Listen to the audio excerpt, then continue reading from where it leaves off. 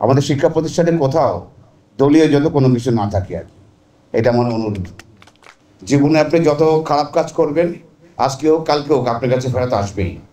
আপনারা যদি আমাদের পাশে থাকেন, আজকে আমরা ফ্যাসিস্ট হাসিনাকে যেভাবে নামিয়েছি, পরবর্তীতে কোনো হাসিনার বাংলাদেশে এভাবে শাসন করে যেতে পারবে না। আমাদের এই ছাত্র ভাই, ছেলে, বাবা, চাচা, ভাতিজা যাই হোক না কেন, এদের ঋণ আমরা কোনোদিন শোধ করতে পারবো না। দেশ যেমন ওদের সাথে আছে, আমরা সবসময় ওদের সাথে আছি। আমি সবসময় কিন্তু একটা কথা বলে গেছি, আমার কোনো রাজনৈতিক দল নাই। আমি সবসময় একটা কথা বলে গেছি, রূপগঞ্জ একটা পরিবার, রূপগঞ্জ ওয়ান ফ্যামিলি। ঠিক তেমনি আমি বলে গেছি বাংলাদেশ একটা পরিবার আর কি, এটা আমি সবসময় বলে গেছি।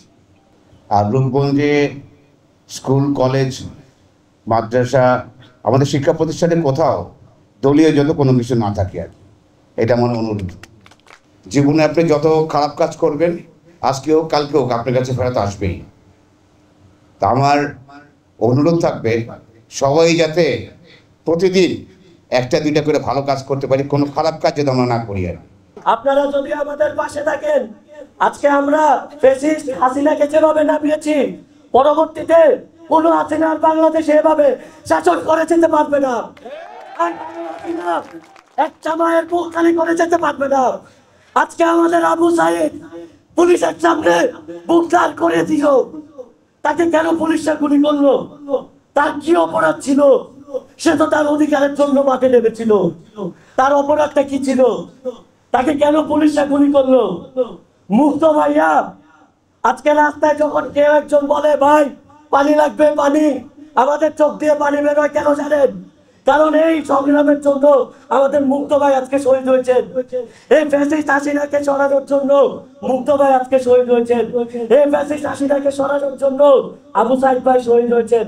এই শহীদকে কি আপনারা কুলুষিত করতে চান? এই শহীদকে কি আপনারা চান যে আবার কোনো দল আসুক যারা জ্বালাও পোড়াও করুক, যারা মানুষের বৈষম্য সৃষ্টি করুক, যারা মানুষের মধ্যে স্বাধীনতা খর্ব করুক? আপনারা কি এটা চান?